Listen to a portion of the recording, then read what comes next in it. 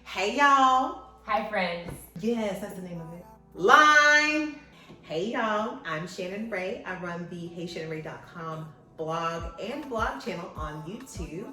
I am a newly blessed divorcee-ish. And back out here in these streets, but not of the streets, to be clear. I am a self-published author. I am a life coach. I run the business She is Bonita.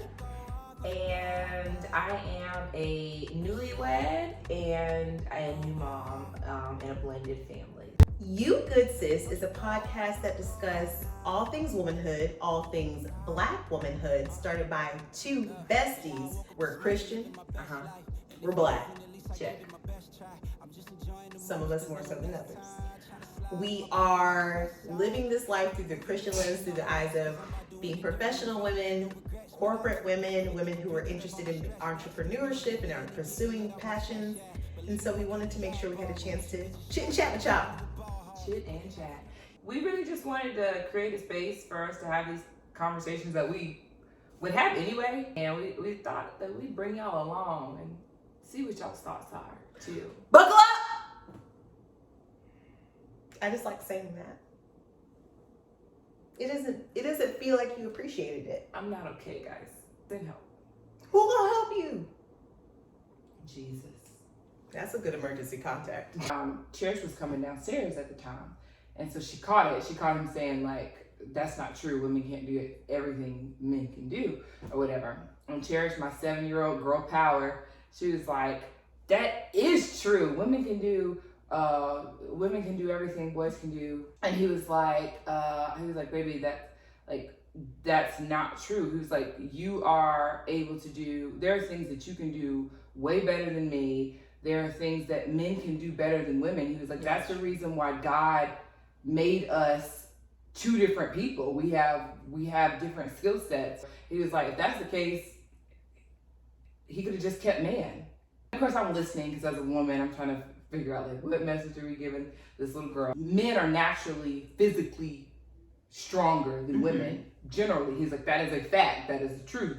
He was like, but that doesn't mean you can't play basketball. It doesn't mean you can't do all these things. But just to have this concept that, you know, that everything a man can do, a woman can do, I don't want you to believe that. The same way, like, I can't have a baby. That's something beautiful that women can do. Men aren't designed to do that. This is where he got me. He was just like, at the end of the day, baby, if your goal is to say, like, you and a guy are doing the same thing, or if me and Bonita are doing the same thing, and the goal is that Bonita can do it just as good as daddy, then you've made daddy the standard. And daddy shouldn't be the standard. Bonita should be her own standard. We have our own special places and our special purposes. Okay. But, so I said, okay, that was a little word. It was just a really interesting conversation. That is an interesting conversation. And I think it's also interesting for her to receive that message from her dad. Mm-hmm. I was minding my business on TikTok. You know what I'm saying? Enjoying the slowness. It's actually possible to mind your business on TikTok because you're technically going through other people's lives, like, touche. So I was minding y'all business on TikTok. You know, I'm gonna keep her right though. Y'all, I'm gonna keep her honest. It's a hard thing to do. But I found myself immediately annoyed. Well, not immediately annoyed because first I was watching fake Christians, and that's funny. You know, people who were like, oh my God, you can't do this. So the Lord told me in 3 days you will meet your husband. Okay. But it started going into a couple of women just talking about how much they were just enjoying their feminine energy. And I was about it, okay? Because if I don't do nothing, I enjoy my feminine energy. And they were talking about all the ways that they do it, like what femininity means to them and how they don't consider themselves a feminist just because they believe in all of their rights and privileges and things like that. Mostly because it speaks to that greater debate, like how Black women were left out of the feminist movement. Right. And so I was enjoying those TikToks a lot. But when you kind of started going through them and going on, I heard a lot of bashing of men during it. Right. It's like, I don't understand why I can't enjoy my femininity and not just discount the importance of a man in that. if you're truly in your femininity, then you understand. Then you acknowledge the that importance you need of a that man of that. masculine counterpart. Exactly. Yeah. So we're gonna chit and chat about that today. Why do I say chit and chat so much? I don't know. And Do I you didn't enjoy it? I didn't know that there was an N in between it. I always thought it was chit chat. I think it really is chit chat. Going back to femininity, Mm-hmm. it is a very interesting, I guess, concept to discuss in today's world. I've got to be very honest, like, I am just kind of blossoming into what I believe is like truly like owning my feminine energy or my femininity. Me too. But why for you? I think my marriage has played like a huge part in it. Me too. Yeah, I think ours in opposite directions. Because I have spent so much of my adult life like figuring things out for myself, and I was the queen of I'll do it myself, right? And I'm just now learning that I'll do it myself mentality is really a trauma response. Because you're used to being let down. Sorry, y'all. I felt like Willow from Red Table Talk.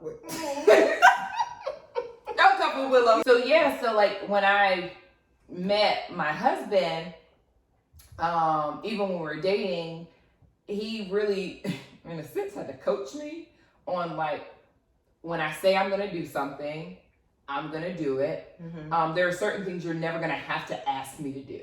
Right. I believe it's my role as a man, and so like that's always going to get taken care of. One thing that felt very trivial to me, but he was very serious about it, was me taking out the trash. And you know, I'm like, I've been living by myself for 15, 16 years, however the maths. But for a long time, I've been living by myself. And I have had to take the trash out. It really isn't a big thing to me, especially because my trash is like right outside my door. So there's a difference. But for him, he's just like, you know, I don't want my wife touching the trash. I don't want my daughters seeing my wife touch the trash. When we have a son, I don't want my son to think that when he's of age that his mother and his sisters need to touch the trash or whatever. And for me, like, the concept was just like, you're being very extra. But because I had that mentality, it really did spill into other things that were more serious, like me trusting in his leadership. Right. I have been getting to the place where I can settle, like I can relax into my feminine energy and just say, okay, this man's got me. It's also an element of like, up until I met him, I've done my life fairly well. So like from an educational standpoint, from a career standpoint, like I was doing good. I'm gonna remove the fairly on her behalf because okay. I mean, I was doing okay. You know what I'm saying? I tended to make good decisions. So to relinquish some of the control to him and say, you know, I've been making these decisions and they've been good, but now I'm gonna let you get even a portion of that. I wasn't necessarily comfortable in that. Yeah. A lot of that's learned behavior, because in other situations where I had done it, I wasn't safe. I'm still working on it. I think as a Black woman who's been hurt in the past, who's been in a position where I've got to take care of myself, who's been raised by women that are the strong Black woman, right? Even my mother, even though she's married and my parents have been together my whole life, she still like embodies what we see as the strong Black woman, right? And every other woman that I look up to, with the exception of our close friends, none of them are married. So like when I envisioned my life, I wasn't even necessarily thinking about it from the perspective of a married woman. Here's what's interesting. As you were talking, I was trying to think through two things. One, since I've had the pleasure of knowing you for so long, like how true it rings. Because you've always been about like, all right, Like, let's move up in this position. Let's do this. Let's make these movements and stuff like that. And I don't think either of us have been marriage focused. More so, I would say, by like kind of a lot in comparison to the two of us, Right. Because it was just me and my brother and my mom and my dad. I was really clear on like gender roles, but I also never doubted if mom said, then that's what it was. Facts. But I saw them working together. I saw them go to college together. I saw them get degrees together. I saw my dad probably doing a lot better financially, but my mom was doing a career that, I mean, you got to do it for love. You know what I'm saying? And so, but what I saw was such a partnership that I always was interested in that. I was always interested in the fact that they both felt like continuously becoming better while they were still in this relationship. And so I think for myself, when I thought about like just as I was growing and living life and being free out here in these streets, not like that. I'm good. I'm whatever. All right, so I think that I lived in femininity most of my life. I had dad, I had my brother, and they took very good care of me. Like any of them, anytime. And so I expected when I decided to make the decision to be married that I would get that same treatment. And you know, obviously I was married for 3, maybe 4 minutes, and that isn't what I saw.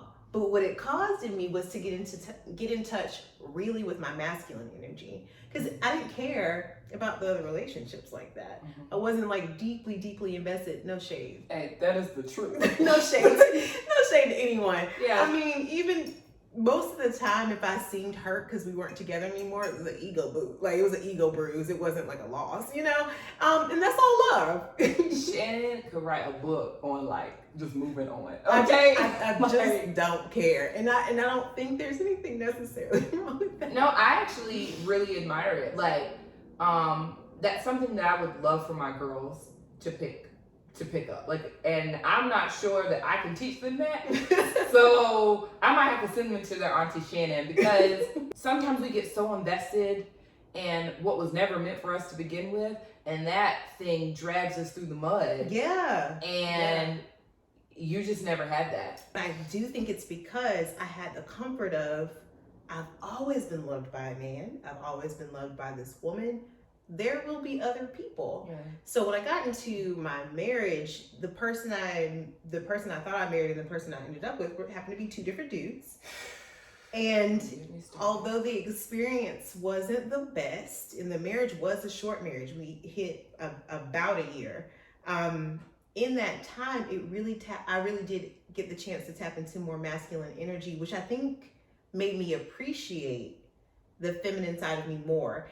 Now I understood what a partner really should be. I had a great template in my father. I had a great template in my brother, but it helped me understand what actually I need. Like, so there are bits and pieces of that I hope to get, that I will get with my actual partner. But being in a marriage with someone who you couldn't trust their word anymore because they weren't being honest with you. I need someone who can say, I got this. And it's not even gender roles, because I preferred him to do more of the cooking because I thought he was better at it.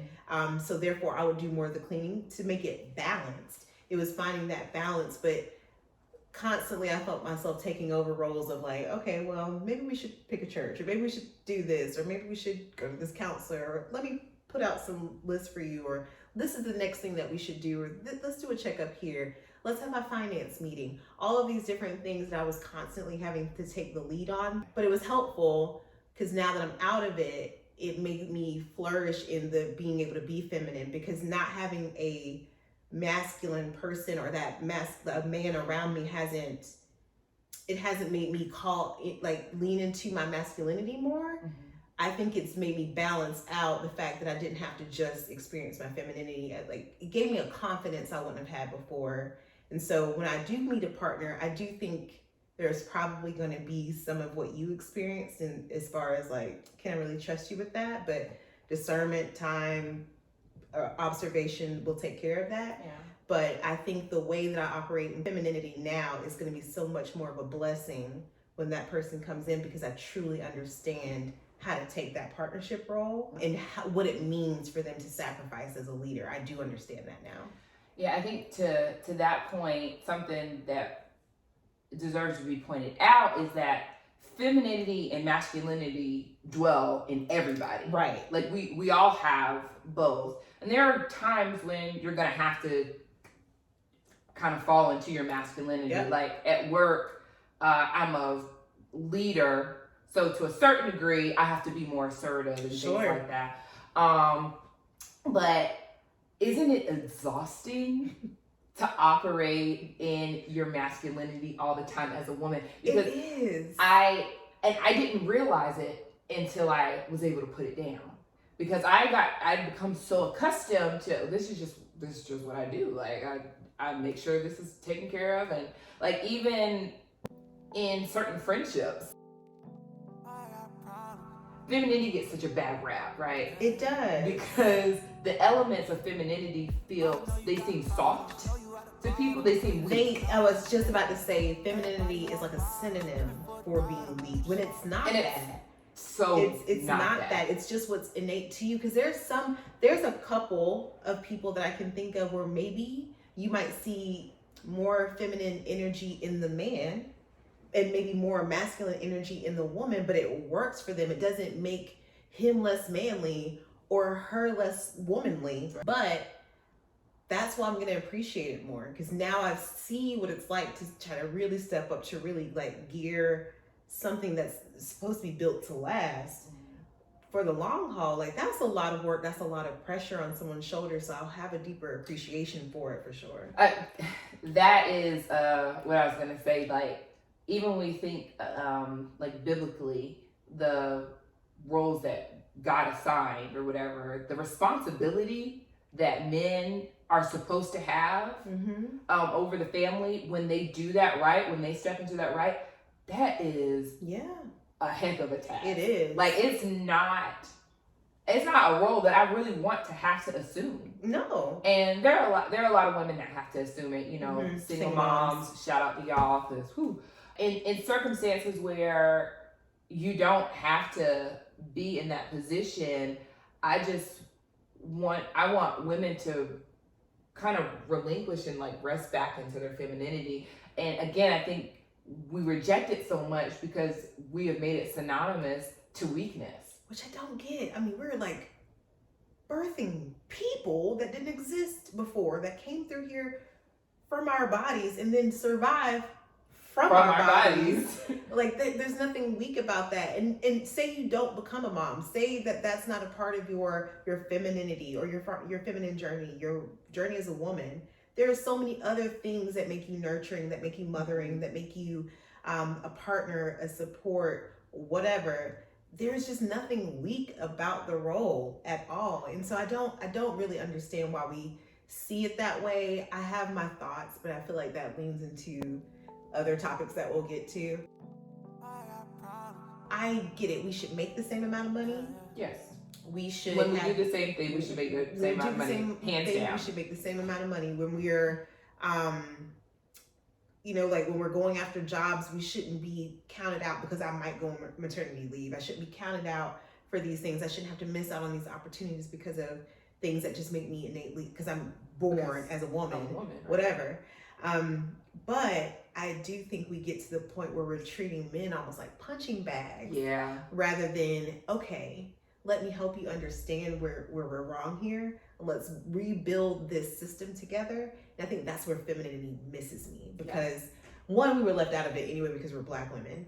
And then two, it is not my job to make you my opponent. Like my job is to help educate you and then move forward. Or move to situations, if you don't wish to be educated, that serve me properly. Right. But we don't have to be opponents about everything. And I really hate to see it within our community. Yeah, especially. that's girl.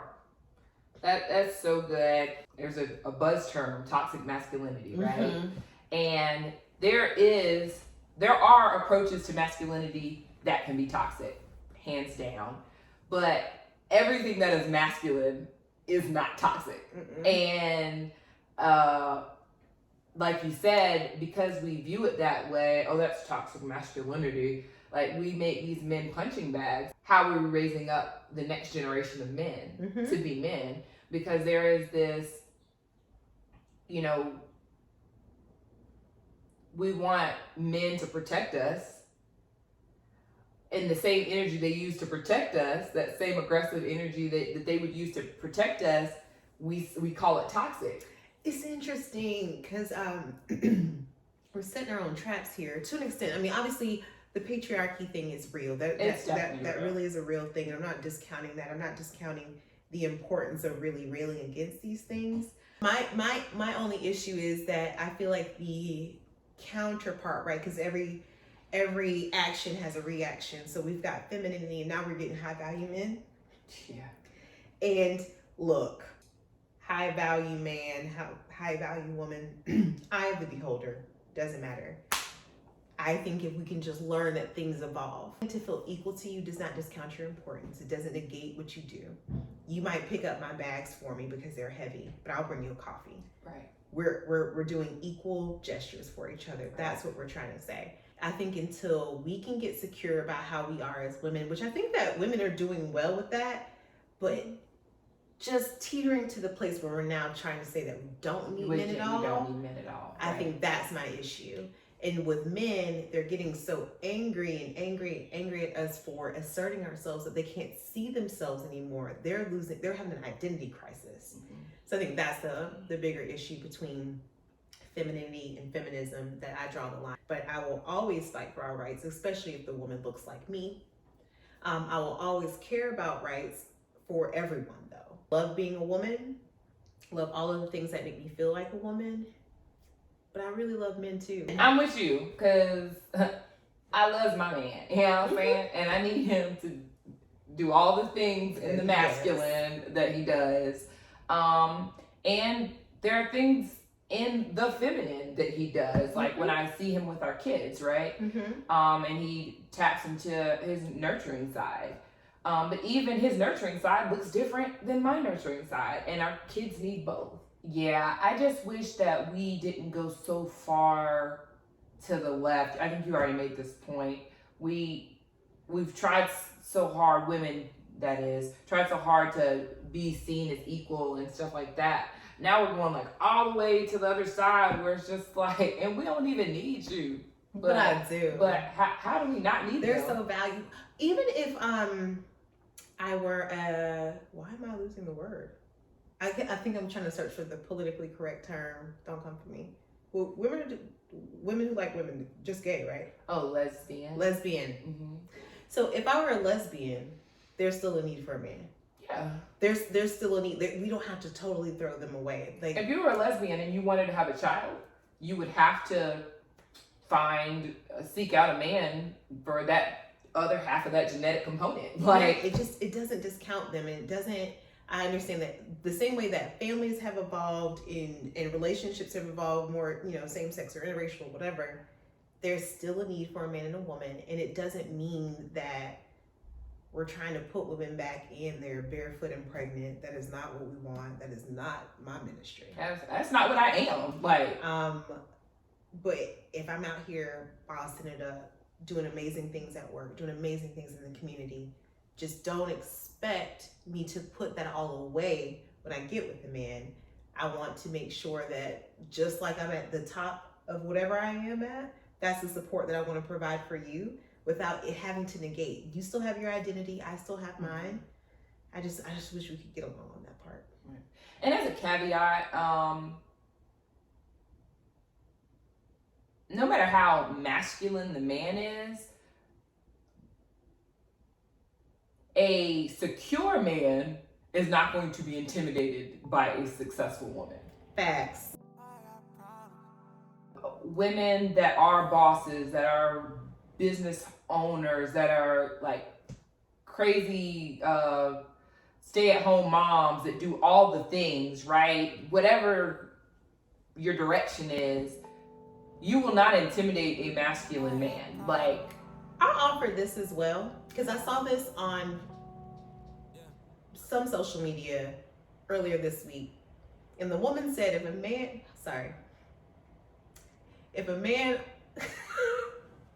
a man orders appetizers. Girl, I saw it too. Listen, y'all. Do not throw your trauma, your past experiences, or your insecurities or your identity crisis on your partner because you don't feel secure, because you have those issues. This man can't order an app. The girl say if they order an app, she find that real feminine. But like, are you good? Chicken tenders. Like, are you good, sis? Because what? Like, what?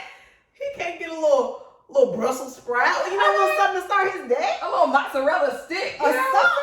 But she said no appetizers or desserts. Now, And my baby like cake, okay? And I'm not gonna stop my boo from eating cake if he want cake, okay? we just gotta stop. It's so much trauma. I can't. Go ahead. But that's the point of it all. Like the femininity and the feminism, a lot of it is led by past trauma. Yes. And in an identity crisis. So I think if we can all get secure in what that means for us and find partners that match what that means for us, we all are all right. Yeah. And if that doesn't even mean that that's your romantic partner, that's how you get along with people at work. That's how you get along within your friendships. Find the balance for yourself. You don't look to the world to fall into your demands, but find the spaces that fit yours. Yeah. Or if you want to be that change, but you don't have to do that by becoming opponents.